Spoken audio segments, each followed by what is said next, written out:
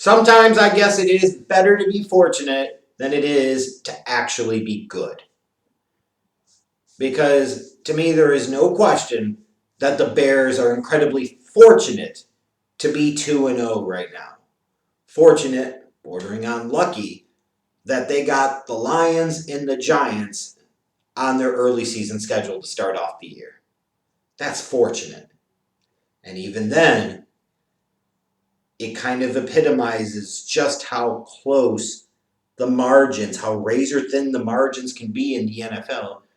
Because while the Bears are 2-0, and a lot of Bears fans are going to dilute themselves and try to minimize what they've seen the first 2 weeks of the year, they could just as easily be 1-1 or 0-2. And that's the reality.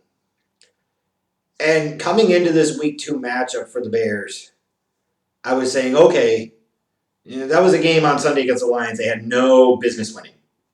Found a way, got lucky, fortunate, whatever, they won. Sometimes them's the breaks, and sometimes you got to get them breaks when you're trying to piece together a successful season. There's no question about that.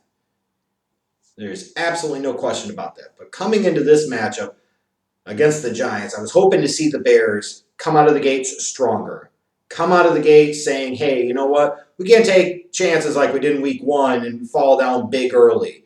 The Giants are a bad team. We could pounce, take advantage.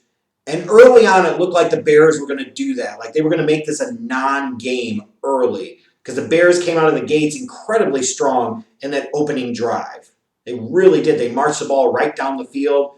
Trubisky with that great rollout to extend the play on 3rd down, throwing the pass out in the flat to Montgomery, and Montgomery taking it to the house. And all of a sudden, it's one drive. Bears are up 7-0. You come right back. And Daniel Jones, doing what he does best, not protecting the football. Here comes Robert Quinn. Welcome to Chicago, Robert Quinn. Good to see you. Strip sack, forces the Giants turnover. Bears recover and end up with 3 points after Trubisky threw a fantastic ball to Anthony Miller that he should have caught in the end zone on the left side on 3rd down. And, of course, he ultimately didn't. And you're hoping those types of things don't come back to bite you. But you're feeling really good if you're a Bears fan early on. It's 10-0. If you're a Giants fan, you're saying, uh-oh. And then you're really saying, uh-oh, when Saquon goes down with the injury.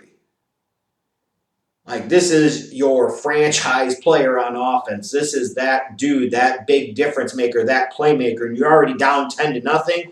And you know when you see it that this does not look good for Saquon, and this does not look like he's going to miss the game type of injury. It looks like he's going to miss a season, something needs to be rebuilt type of injury.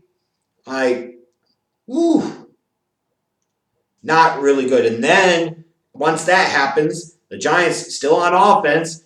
As they're marching down the field a little bit, Daniel Jones with a really, really bad throw on 3rd down. You just can't make that throw. You're in field goal range. Deion Bush picks it off. Fantastic play by the Bears defense there. So now you're already down 10-0. You've got a chance. You're in field goal range. Jones with a really bad throw. Deion Bush, great play on the ball. All of a sudden, Bears are up 10-0. Not having to face Saquon. They come down the field later on in the second half, right before halftime. One of these things that gives you a lot of hope if you're a Bear fan, because you're saying these are the types of situations where they settle for 3, but instead Trubisky, threw an ugly duck, but it got there, and Darnell Mooney, the 5th-round rookie out of Tulane, makes the great catch in the end zone, and all of a sudden you're looking at it, the Bears are up 17-0 right before the half.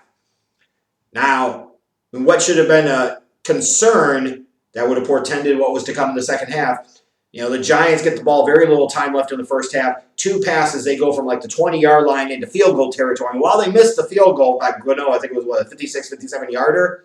Like, those are the warning signs of you're saying, this Giants team's got some fight in them. And the Bears defense is exactly who I said they were. They are who I thought they were. And I'm not letting them off the hook. Now, if you want to crown them, then fine. Crown their asses. But you're certainly going to be disappointed this year.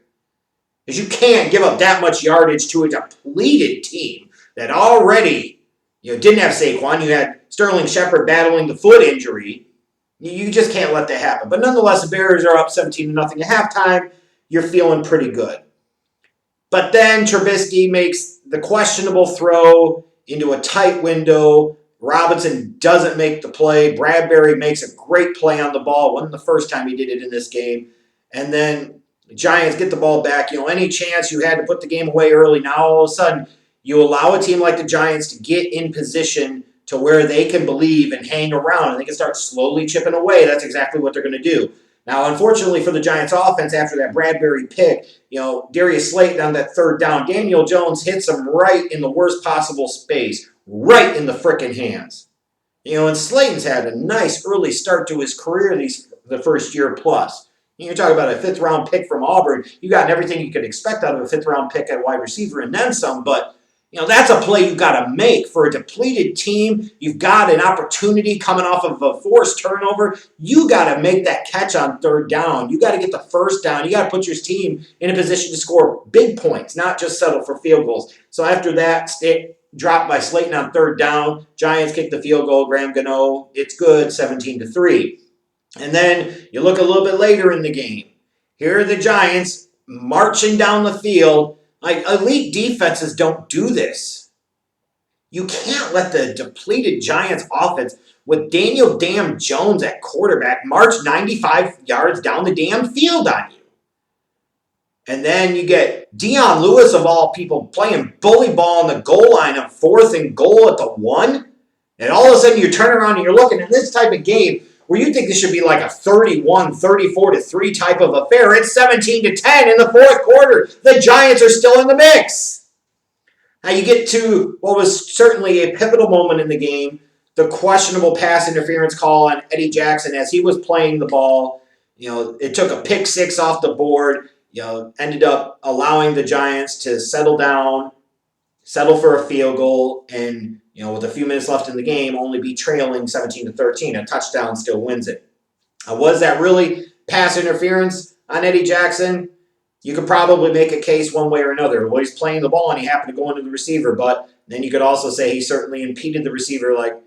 I could lean a little bit towards the way things are called in the NFL nowadays. That certainly looked like pass interference, but I can certainly understand if a lot of Bears fans are going to say no, it really wasn't. Either way, that was going to be the play. It looked like, oh my God, Eddie Jackson, it's 2018 again. He's making big plays happen. He's taking one to the house.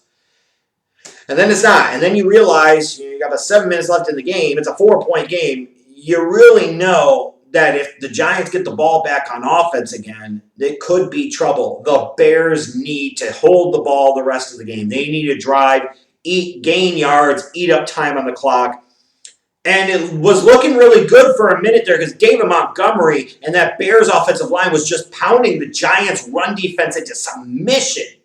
They absolutely were. But then for some reason, Matt Nagy wants to run Cordell Patterson wide on the outside. Why the hell would you do that when you're running downhill with great success, when you're supposed to be running downhill with great success in the fourth freaking quarter? And then Nagy wants to get cutesy. And the third one you don't convert. Then the fourth one, you're damn lucky that Massey ended up catching the ball. Although I swear to God, when he was going down to the ground, he hit the ground. The ball looked like it moved. But nonetheless, eventually, Bears have a chance. Santos, 50-yard field goal, no good. So you're sitting there with a little more than 2 minutes to go, and all of a sudden you're like, oh, crap. It's a 4-point game. While the Giants don't have any timeouts, it's been their second half. This Bears team has done nothing in the second half. Scored no points. Just got way too conservative, poorly coached game by both Matt Nagy on the offensive side of the ball and Bill Lazor, the offensive coordinator, and certainly Chuck Pagano on the defensive side of the ball. When you stop attacking and you allow teams to hang in, you allow teams to hang around, allow them to believe, in spite of all logic staring them smack dab in the face, this is exactly the type of situation that you encounter.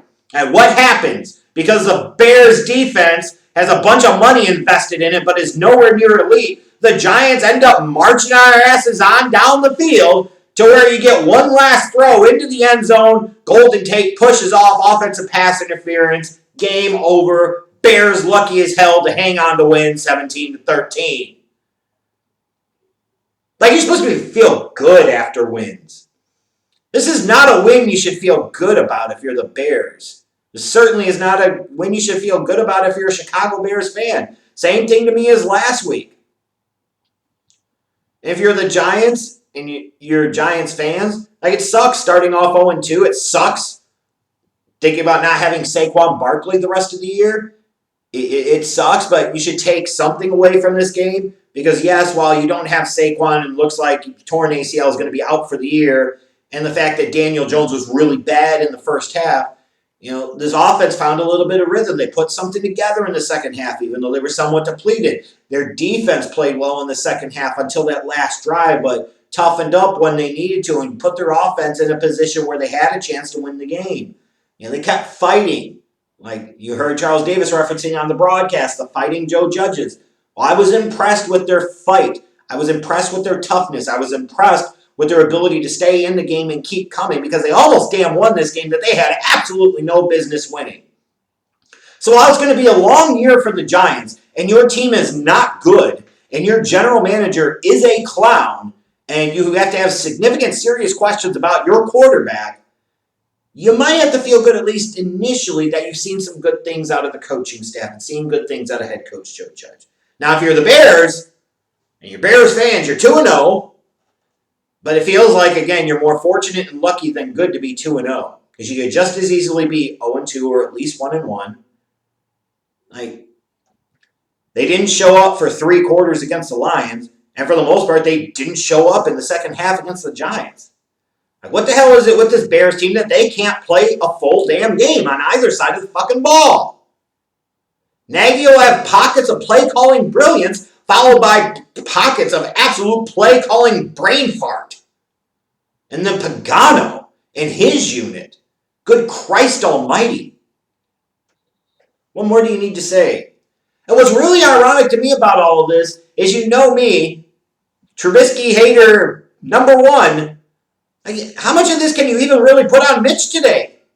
Oh, he was far from perfect. And, the offense scoring 0 points in the second half is in some ways a reflection of the quarterback. That is absolutely the case. But, as we've talked about even last year, as bad as Trubisky was, it's not the only problem. The play calling did him no justices. Allen Robinson, you're going and trying to sit there and get yourself number 1 wide receiver money, then you should make some plays like a number 1 wide receiver. Today's game certainly did not help your cause. Anthony Miller, I've called you before, wide receiver 1. Sometimes you were so damn frustrating. As if you catch that early ball, that beauty that Trubisky threw you, it's 14-0. It's probably a whole different ball game. And Mitch is flying high and all of this and all of that. But instead, you allow the Giants to hang around. You get 2 second-half interceptions, especially the second one. I still think the ball placement by Trubisky was not great. It wasn't. But damn it, A-Rob, you got to be able to come up with that ball. Like Bradbury was face guard. He wasn't even looking at it. How the hell does he come away with that? My game ball for the week has to go, I think, to David Montgomery. You're talking about a dude that early on landed on his freaking head. It looked really bad, and he's like, hurt my neck. Give me a couple of series, give me a Budweiser, and I'll be back out there. Let me get a couple hits off this heater first. 82 yards rushing, 45 yards receiving, and obviously the receiving touchdown was a beautiful play for the first touchdown of the game for the team. He's got to get the game ball. Coming back like that, because otherwise what were you going to do? Thank God they extended Tariq Cohen so that way he could give him his 12 rushing yards and 15 receiving yards. Anyways, Bears are 2-0, and they certainly as hell don't feel like it.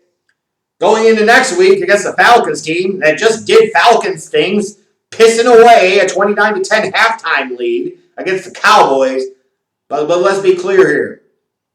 The Bears got to go to Atlanta to play this Falcons team. This is a tough spot. They're 2-0, but they don't feel like it. I ain't feeling that good about their chances next week, I'm just saying. Because even when you get a better performance out of Mitch, which you did this week overall, it still didn't matter. As y'all are going to realize, this is a mediocre Bears football team.